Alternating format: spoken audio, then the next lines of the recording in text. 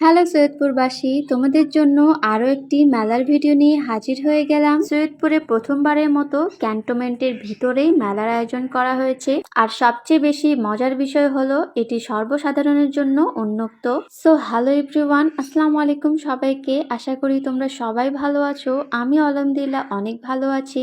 এই তো চলে আসলাম ক্যান্টনমেন্টের ভিতরে যে মেলা হচ্ছে সেখানে। আর মেলার ঢোকার পথে এই গাছের লাইটিংটা সবচেয়ে বেশি আকর্ষণ করেছে। তো চলো পুরো মেলাটি ঘুরে দেখা যাক। মেলায় ঢুকতেই তোমাদের চোখে পড়বে মেলার এই সুন্দর ডেকোরেশন। মেলাটি বিভিন্ন কালারফুল লাইটিং দিয়ে অনেক সুন্দর করে সাজানো হয়েছে।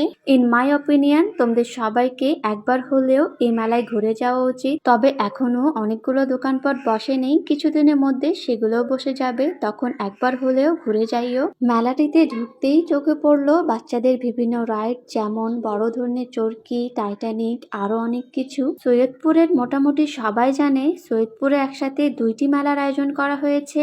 আর অপেক্ষার ফল যে এত মিষ্টি হয় তা জানা ছিল না, কেননা আমরা সৈয়দপুরবাসী এতদিন ধরে একটা মেলার অপেক্ষায় বসে থেকে একসাথে দুইটা মেলা পেয়ে গিয়েছি।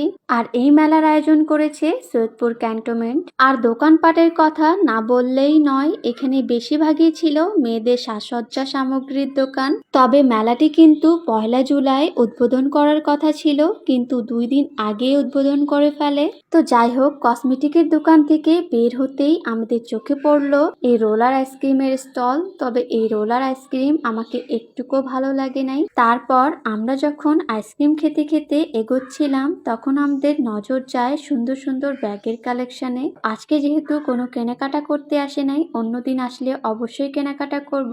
এবার আমরা ওভারব্রিজ পার হয়ে ডাইরেক্ট চলে যাব যেখান থেকে মেলায় ঘোরা শুরু করেছিলাম সেখানে। মেলার ডেকোরেশন থেকে শুরু করে সবকিছু অনেক সুন্দর ছিল, তাই এই কথা না বললেই নয়, সৈয়দপুর ক্যান্টনমেন্ট অনেক সুন্দর মেলার আয়োজন করেছে। তোমরা কমেন্টে অবশ্যই জানাবা তোমরা কে কে এই মেলায় ঘুরতে গিয়েছো, আর না গিয়ে থাকলে অবশ্যই একবার যাবা। তো আজ এ পর্যন্তই, আবার কোনোদিন মেলায় গেলে অবশ্যই সেটা আপনাদের সাথে শেয়ার করব। Thanks for watching.